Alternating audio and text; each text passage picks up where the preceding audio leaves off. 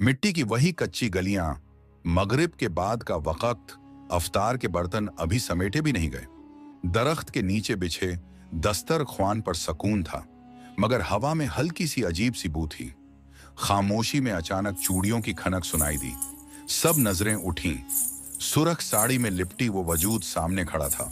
न सलाम न दुआ, बस आंखों में अजीब सी चमक, जैसे किसी और ही दुनिया से आई हो। कदम कदम चलती, जैसे जमीन उसके कदमों तले लरज रही हो। वो आकर दस्तरख्वान के किनारे बैठ गई। चेहरे पर मुस्कुराहट थी, मगर वो मुस्कुराहट नहीं थी, जैसे कोई अंदर छुपा राज बाहर आ रहा हो। करीब बैठा नौजवान बेइख्तियार नजरें झुका गया, मगर दिल अजीब बेचैनी में धड़क उठा। ये वक्त अफ्तार का है या आजमाइश का? ये सवाल किसी के दिल में था, जुबान पर नहीं। फिर उसने आहिस्ता से खजूर की थाली उठाई और पल भर में जमीन पर दे मारी। छन की आवाज के साथ ही जैसे पूरा माहौल लरज गया। हवा ने झटका खाया, चराग कांपे, और वो हंसी, ऐसी हंसी जिसमें औरत की हंसी कम और शैतान का शोर ज्यादा था। बगदाद में आज भी इस अफ्तारी को याद करके लोगों के दिल लरज जाते हैं। ऐसी अफ्तारी जिसने लोगों की अक्ल खत्म कर दी। वो पूरा रमजान एक खौफ के आलम में गुजरा। बात है बगदाद के उस गांव की जहां अम्मा हाजरा बहुत पक्के ईमान की मालिक थीं। उसके पास 1 रुपया तक नहीं होता, लेकिन लगता था कि वो जैसे बड़ी अमीर औरत हो। वो रोजे की पाबंदी, नमाज 5 वक्त की पढ़ती। लेकिन उस गरीब का दिल इतना बड़ा था कि उसने अपने दिल में एक हसरत छुपा रखी थी। उसका भी ख्वाब था कि गांव की अमीर रईस औरत की तरह वो भी पूरे गांव में बड़ी अफ्तारी करवाए। हर रमजान शरीफ उसकी ये ख्वाहिश अधूरी रह जाती। हर बार उसे मायूसी का सामना करना पड़ता, क्योंकि उसका ख्वाब कुछ बड़ा था। उसके लिए तो वो बड़ा ही था, क्योंकि उसके पास इतनी रकम जमा हो नहीं पाती जिससे वो अफ्तारी करवाए। अम्मा हाजरा का ये मामूल था कि वो लोगों की गांव भैंसों का गोबर इकट्ठा करके उपले बनाया करती थी। उन उपलों को सुखा कर बेचा करती थी, जिससे वो अपनी जमा पूंजी रखती थी और अफ्तारी की नीयत से वो पैसे जमा कर रही थी। लोगों को उसके दिल में छुपी इस खूबसूरत ख्वाहिश का किसी को पता नहीं था कि वो अम्मा जिस शक्ल ओ सूरत की सादी है, जो बोलती कम और मुस्कुराती ज्यादा थी, लोग नहीं जानते थे कि इस औरत ने गांव का रुख ही पलट देना है। जहां लोग उसे शरीफ समझते थे, वहां वो एक ऐसा रंग दिखाएगी जो हर किसी को पागल कर देगा। अम्मा ने अपने घर के पास ही एक बड़ा सा कमरा बनाया हुआ था, जिसमें वो उपले इकट्ठा कर रही थी। जैसे ही उसके उपले ज्यादा हुए तो उसने गांव में ऐलान किया, जिस औरत ने भी मेरे से उपले खरीदने हैं वो मेरे से उपले खरीद ले, क्योंकि मुझे पैसों की अशद जरूरत है। गांव की औरतें, क्योंकि रमजान शरीफ का महीना था, आग जलाने के लिए उन्हें उपले की जरूरत थी। गांव की काफी सारी औरतें अम्माम हाजरा के घर पहुंच चुकी थीं। अम्मा हाजरा के उपले बहुत मशहूर थे। पूरे गांव की औरतों ने वो सारे उपले खरीद लिए। अम्मान हाजरा के पास 10,000 रुपए इकट्ठे हो चुके थे। पैसे पकड़कर अम्मान हाजरा आसमान की तरफ देखकर कहने लगी, ऐ मेरे अल्लाह, मैं इसी ख्वाहिश, इसी हसरत के साथ ये उपले बनाकर बेचती हूँ कि एक दिन तो वो होगा मेरी जिंदगी में जब मैं भी एक बड़ी अफ्तारी का एहतमाम करूंगी। लेकिन हर बार ऐसी जरूरत आ खड़ी होती है जिस वजह से मेरे पैसे खर्च हो जाते हैं। लेकिन इस बार मैं चाहती हूं कि मैं बूढ़ी हो चुकी हूं। मेरी जिंदगी का कोई पता नहीं किस मोड़ पर भी आकर रुक जाए, लेकिन मैं चाहती हूं कि अपने जीते जी इस रमजान की अफ्तारी अपने हाथों से करती जाऊं। ऐ मेरे अल्लाह, मेरी मदद फरमा। इसी गांव में मस्जिद के इमाम साहिब बहुत ही नेक बुजुर्ग थे। अम्मा हाजरा सीधा उनके पास गईं और कहने लगी, अस्सलामु अलैकुम बाबा शाह वली। ओ हाजरा बहन, ओ रोजे रख रही हो? जी बाबा जी, अल्हम्दुलिल्लाह रोजे रख रही हूं जो ताकत अल्लाह ने दी हुई है। कैसे आना हुआ आज बाबा शाह वली? मेरी एक ऐसी ख्वाहिश जो कई सालों से पूरी नहीं हो रही।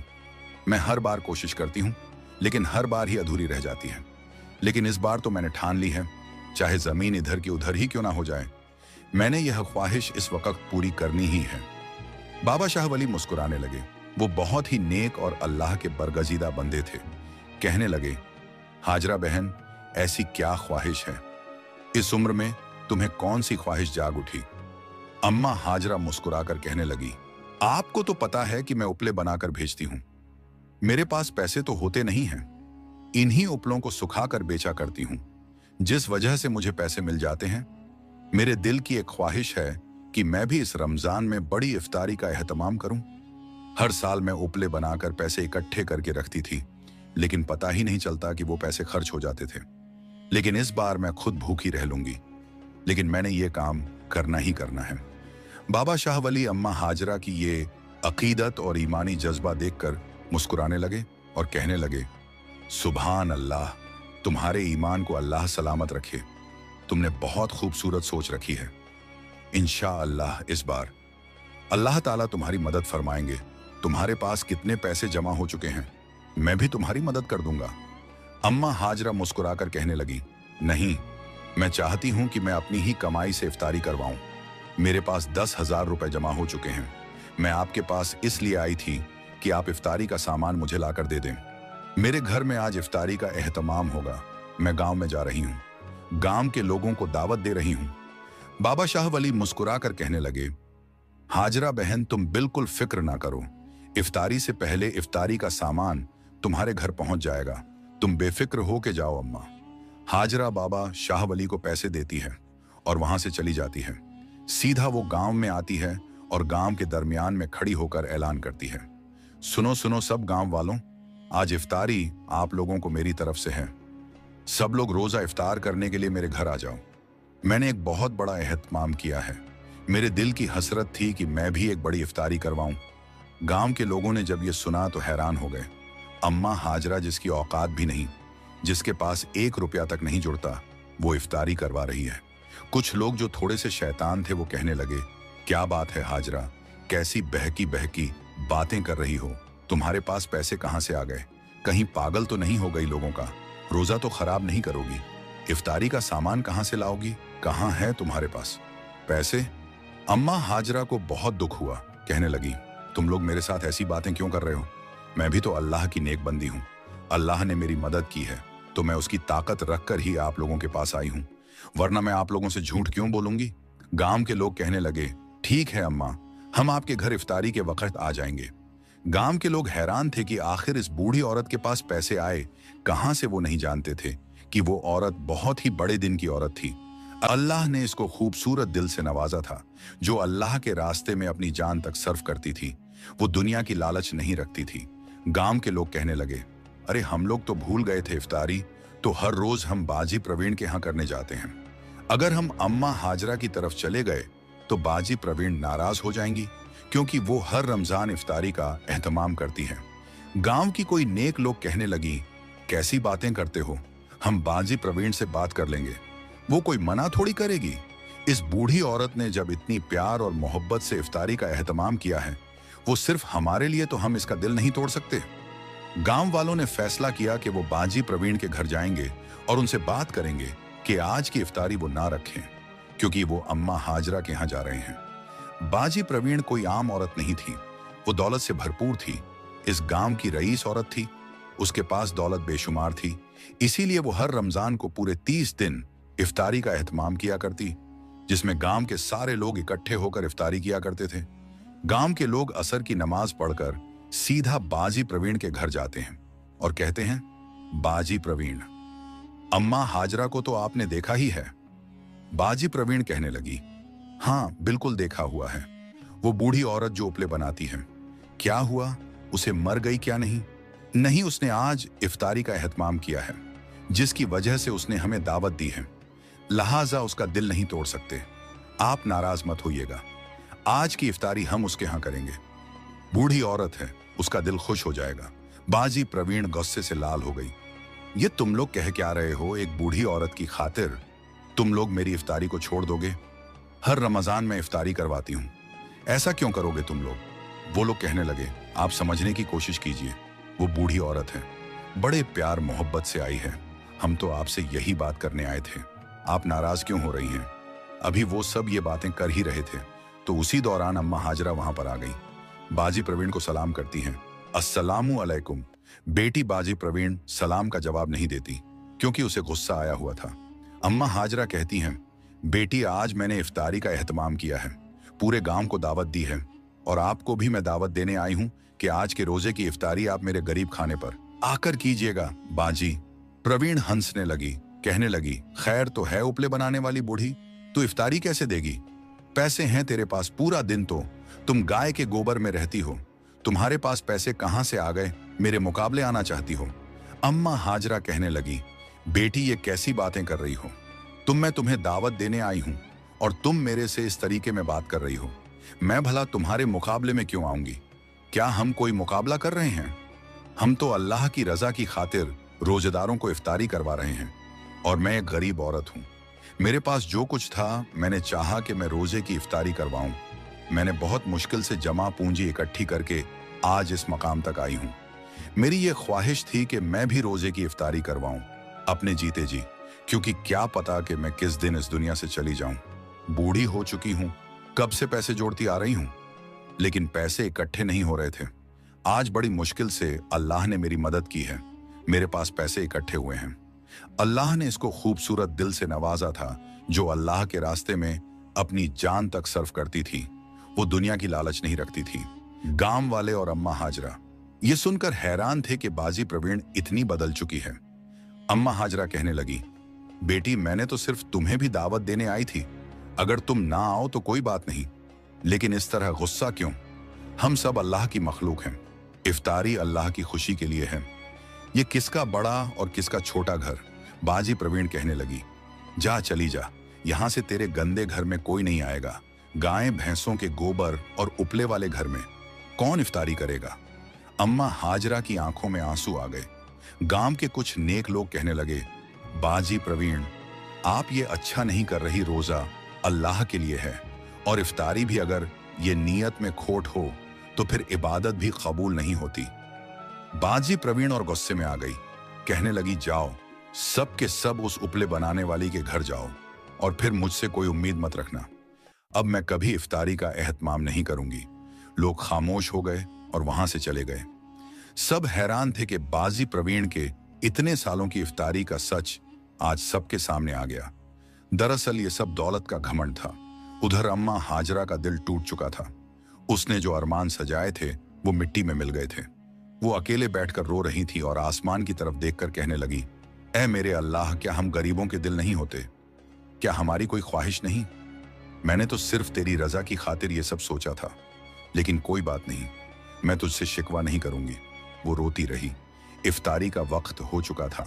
उसने इधर उधर देखा तो दूर दूर तक कोई नहीं था। बाबा शाह वली भी नहीं आए। वो फिर रोकर कहने लगी, क्या मैं इतनी बुरी हूं? लेकिन अल्लाह ताला को अपना हर बंदा अजीज है जो 70 माओं से ज्यादा प्यार करता है। किसी गरीब को दुख मत दो ताकि कोई तुम्हारी वजह से अपनी आंख में आंसू अल्लाह के सामने ना बहाए।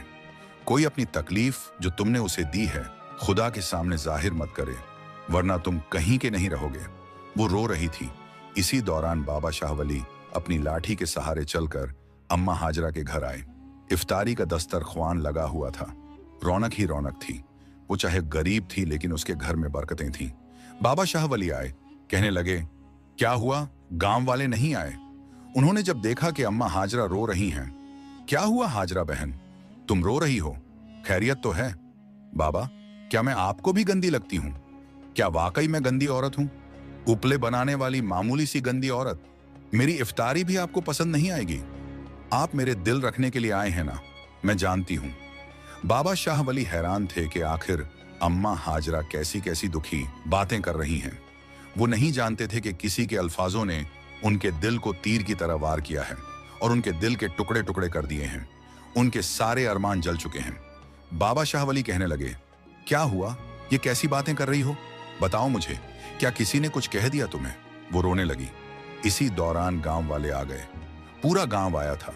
अम्मा सोच भी नहीं सकती थी कि पूरा गांव आ जाएगा। गांव वालों की तरफ देखकर कहने लगी, मैं तुम लोगों को मजबूर नहीं करूंगी। अगर तुम लोगों का दिल चाहता है तो मेरी इफ्तारी करो, वरना मैं तुम लोगों से कोई शिकवा नहीं करती। गांव के लोग आंसुओं के साथ कहने लगे, अम्मा हमें माफ कीजिएगा, हम ऐसा क्यों कहेंगे? आपकी ये नेक दिली और ईमानी ताकत को देखकर हम बहुत मुतासिर हुए हैं। आप इतनी गरीब थीं, लेकिन आपके अकीदे और मोहब्बत ने हमें बहुत बदल दिया है। वो औरत थी तो अमीर, इफ्तारी भी करवा देती थी। हर साल रमजान में इफ्तारी का एहतमाम करती थी, लेकिन लगता है उसके 30 दिन की इफ्तारी और आपकी 1 दिन की इफ्तारी बराबर है। उसके अंदर गुरूर है, वो खुद को अफजल समझती है और दूसरों को हकीर। वो जो इफ्तारी करवाती है वो इफ्तारी है ही नहीं, वो सिर्फ दिखावा है। असली इफ्तारी तो ये है जो आपने की है। हम दिल से आए हैं, खुशी लेकर आए हैं। अम्मा हाजरा मुस्कुराने लगी, लेकिन उनकी आंखों से खुशी के आंसू गिरने लगे और कहने लगी, आज मैं सुकून में आ गई हूं।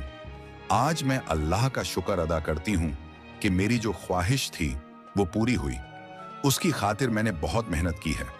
ना जाने हर बार मेरी मेहनत जाया हो जाती थी। लोगों ने जब देखा कि अम्मा के दस्तरख्वान पर बरकतें नाजिल हो रही हैं, इफ्तारी का सामान थोड़ा था लेकिन लोग खा रहे थे, खत्म हो ही नहीं रहा था। बाबा शाह वली भी हैरान थे। ये सारा मंजर दरख्त के साथ छुपकर बाजी प्रवीण देख रही थी। उसने जब देखा कि लोग खुशी खुशी उसके दस्तरख्वान पर बैठे हैं और इफ्तारी कर रहे हैं, हर चेहरे पर खुशी है और वो बूढ़ी औरत भी मुस्कुरा रही है, तो वो जल उठी। वो पहले भी शैतान की बहन थी। कहने लगी, देखा, मैं यही कहती थी कि ये औरत मुझे नीचा दिखाने के लिए कर रही है। मेरी बरसों की मेहनत उसने पल भर में जाया कर दी है, लेकिन मैं उसे नहीं छोड़ूंगी, नहीं छोड़ूंगी मैं उसे। वो अभी वहीं खड़ी बातें सुन रही थी कि अम्मा हाजरा कहने लगी, गांव वालों, लगता है कि मेरे पास इतनी ताकत बन चुकी है कि मैं कल की इफ्तारी भी करवाऊंगी। क्या पता ये मेरी जिंदगी की आखिरी इफ्तारी हो। तुम लोग कल भी आना। लोग खुश हो गए, कहने लगे, आप बिल्कुल फिक्र ना करें, हम जरूर आएंगे। आज हमें बहुत खुशी हुई। आज का रोजा हमारे लिए यादगार है और आज की इफ्तारी ने हमारी जिंदगी को बदल दिया है। हमारे दिल के अंदर मोहब्बत बढ़ गई है, एहसास बढ़ गया है। बाबा शाह वली मुस्कुराकर कहने लगे, मैं जानता हूं ये बाजी प्रवीण के काम होंगे। उनको क्या मसला था, वो क्यों नहीं आई? गांव वाले कहने लगे, क्या पूछते हैं हुजूर, इफ्तारी तो वो करवाती थी, लेकिन लगता है दिखावा उसके अंदर ज्यादा था। पता नहीं अम्मा से उसको क्या मसला था, जलन हो रही थी उसे। लेकिन चलिए छोड़िए, ऐसे इंसान की बात भी नहीं करनी चाहिए। अम्मा हाजरा ने खुशी खुशी सबको खुदा हाफिज कहा और सब अपने घरों को चले गए, बाबा शाह वली भी। लेकिन वो शैतान नुमा औरत दरख्त के पास खड़ी ये सारा मंजर देख रही थी। अम्मा ने अपने घर के पास ही उपले इकट्ठे कर रखे थे जिनको उन्होंने कल बेचना था और फिर इफ्तारी लानी थी। अम्मा हाजरा बहुत खुश थी। कहने लगी, कल तो मेरे पास थोड़े पैसे थे, लेकिन लगता है ये उपले बेचकर मैं इफ्तारी का काफी सामान ले आऊंगी। वो बेचारी अल्लाह की रजा की खातिर, अल्लाह की खुशनुदी के लिए ये काम कर रही थी। वो बूढ़ी औरत जो कुछ भी नहीं थी, लेकिन उसने अपना दिल बहुत बड़ा रखा। उसके पास 1 रुपया तक नहीं होता, लेकिन उसने अल्लाह की मोहब्बत के लिए मेहनत की। अपनी बूढ़ी हड्डियों के साथ उपले बनाए और उनको बेचकर ये खूबसूरत काम करने लगी। ये दौलत किसी किसी को नसीब होती है। अम्मा हाजरा आज पुरसुकून नींद सोई थी। दिल में वो बहुत खुश थी, क्योंकि अल्लाह का नेक बंदा हमेशा उसकी मखलूक को राजी करके खुश होता है। वो खुशी खुशी सो गई, लेकिन उधर एक शैतान नुमा औरत थी जिसके सीने में आग लग चुकी थी कि लोग खुश हैं, उसका ही नाम ले रहे हैं। वो अब दिखावे की हद से बढ़ चुकी थी। एक तो उसके अंदर गुरूर और दूसरी मुनाफिकत आ चुकी थी। उसने एक ऐसी गंदी चाल चली जिसने इंसानियत की सारी हदों को तोड़ दिया। वो जान चुकी थी कि अम्मा ने कल फिर इफ्तारी का एहतमाम करना है और ये इफ्तारी उस इफ्तारी से बड़ी होगी। उसने जल्दी जल्दी वो हरकत की जिस जुल्म की सारी हदों को तोड़कर रख चुकी थी। अम्मा गहरी नींद में थी। वो जल्दी से आग लेकर आई और अम्मा के उपलों को आग लगा दी। उन उपलों पर उसने मिट्टी का तेल डाल दिया ताकि आग और तेजी से भड़क जाए। देखते ही देखते उपलों का ये बड़ा सा ढेर जलकर राख हो गया। अम्मा ने जो इतनी मेहनत से कतरा कतरा करके दरिया भरा था, वो पल भर में इस शैतान ने अपने हाथों से उसे मिट्टी में मिला दिया। पूरी रात उन उपलों को आग लगी रही। वो जलकर राख हो चुके थे। सुबह जब अम्मा फज्र की नमाज पढ़ती हैं, तो खुशी खुशी अपने उपलों की तरफ जाती हैं कि वो गांव में जाएंगी और बेचेंगी। जैसे ही वो जाती हैं, तो उनके पैरों तले जमीन निकल जाती है। उनकी आंखें फटी की फटी रह गईं, क्योंकि सामने ऐसा दर्दनाक मंजर था जो वो कभी सोच भी नहीं सकती थी। हाय अल्लाह, ये क्या हो गया है? मेरे उपले जल गए। हाय अल्लाह, ये क्या हो गया है? मेरे उपले जल गए। वो रोते हुए दुखी अल्फाज कह रही थी, मैं बदबख्त, हाजरा के उपले जल गए, ना जाने क्या हो गया है। वो रो रही थी। उसके रोने की आवाजें सुनकर पूरा गांव इकट्ठा हो चुका था। बाबा शाह वली भी आ चुके थे। जब गांव वालों ने देखा कि अम्मा की इतनी मेहनत से इकट्ठी की गई धूप पर सुखाई गई उपले जलकर राख हो चुके हैं, तो कहने लगे, अम्मा, ये कैसे हुआ? क्या गलती से आपने आग लगाई और उनको लग गई, अरे मैं कमबख्त ऐसा कैसे कर सकती थी, मैंने तो इनको अपनी जान के बराबर रखा हुआ था, मैं हमेशा इनका ख्याल रखती थी, ना जाने ये कैसी हवा थी। ए अल्लाह, तू तो देख रहा था ना, मैं नहीं जानती ये कैसी हवा थी, लेकिन तू तो जानता था ना, तू तो देख रहा था, मेरी मेहनत थी ये। रो रही थी अम्मा। गांव वालों ने हौसला दिया, अम्मा आपको गमजदा होने की जरूरत नहीं। गांव वालों ने कहा, अम्मा आप फिक्र ना करें, हम जानते हैं कि ये बेचकर आपने आज की इफ्तारी का एहतमाम करवाना था, लेकिन आप फिक्र ना करें। गांव के सारे लोगों ने पैसे इकट्ठे करके अम्मा हाजरा के हाथ में पकड़ाए। ये लीजिए, ये समझिए कि इन उपलों के पैसे हैं, क्योंकि ये उपले आपने हमको ही बेचने थे, तो आप हमसे पैसे ले लीजिए। अम्मा हाजरा कहने लगी, नहीं, मैं ऐसा नहीं करूंगी। कोई बात नहीं, अल्लाह को यही मंजूर था, मैं पैसे किसी से नहीं लूंगी। लोगों ने बहुत मजबूर किया, बिलाखिर अम्मा हाजरा मान गई, लेकिन उनकी वो खुशी नहीं थी, वो खुशी खत्म हो चुकी थी जो उन्होंने मनानी थी। इफ्तारी हो गई, लेकिन अम्मा हाजरा अंदर से टूट चुकी थी, उसके अंदर ये दुख बैठ चुका था। उस दिन से अम्मा हाजरा ना कुछ खा रही थी, ना पी रही थी, वो बीमार हो गई थी, और वो जालिम बाजी प्रवीण खुशी से मुस्कुरा रही थी। क्या हुआ? वो बूढ़ी औरत नजर नहीं आती। बाजी प्रवीण, वो बेचारी बीमार हो गई है। जिस दिन से उसके उपले जले हैं, वो अंदर से टूट चुकी है, ना किसी से बात करती है, ना घर से बाहर निकलती है। ऐसे ही दिन गुजरते जा रहे थे, उसका गुरूर ऐसे ही बढ़ता जा रहा था। रमजान शरीफ का आखिरी रोजा था। अम्मा हाजरा इस दुनिया से रुखसत हो चुकी थी। उसकी मौत एक दुखी लम्हे से गुजर कर हुई थी। पूरा गांव बहुत गमगीन था। वो औरत जिसकी वजह से इस गांव में रौनक लगी रहती थी, वो थी तो गरीब, लेकिन दिल की अमीर थी। बाबा शाह वली भी बहुत दुखी थे। हाजरा बहन को उपले जलने वाला दुख ही इस दुनिया से ले गया। न जाने ये कैसे हुआ। ए अल्लाह, तू तो बेहतर जानता है। वो इसी दुख के साथ इस दुनिया से रुखसत हो चुकी थी। कोई नहीं जानता कि वहां पर मौजूद वो शैतान औरत, ये सारा काम उसी का था। वो दिल ही दिल में खुश हो रही थी और कह रही थी, मुझसे जो टक्कर लेता है उसका अंजाम ऐसा ही होता है।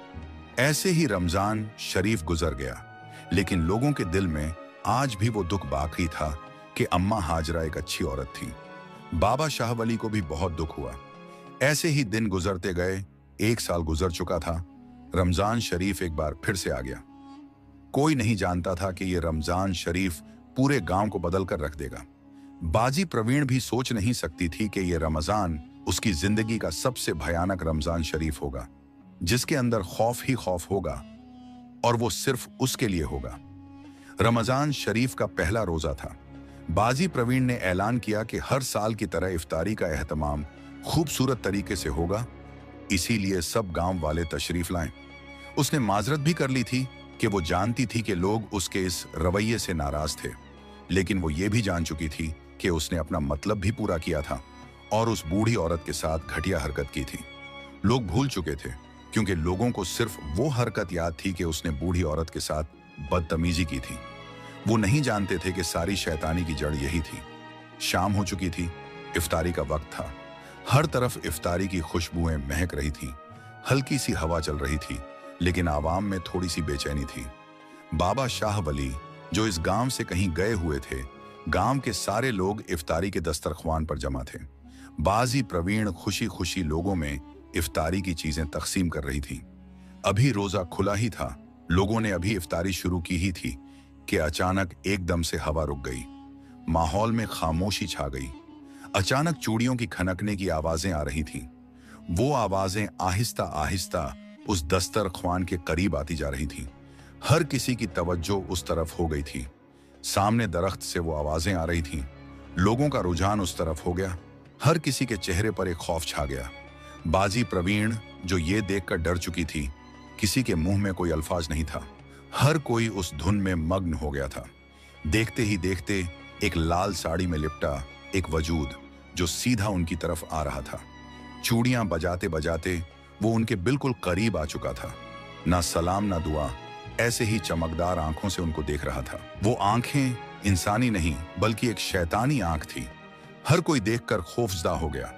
लोगों ने नजरें झुका लीं, लेकिन दिल में खौफ बैठ गया। कोई भी इस खौफ को अपने अल्फाजों में नहीं ला सका। बाजी प्रवीण, जो उसको देख नहीं पा रही थी, वो लाल साड़ी में लिपटा वजूद दस्तरख्वान के पास आकर बैठा तो उसी दौरान उसने खजूर की थाली मांगी। बाजी प्रवीण ने जल्दी से वो थाली उसके हाथ में दी तो उसने वो थाली जोरदार आवाज से जमीन पर भी मार दी, जिस वजह से उस दस्तरख्वान पर बैठे हर इंसान की रूह कांप गई।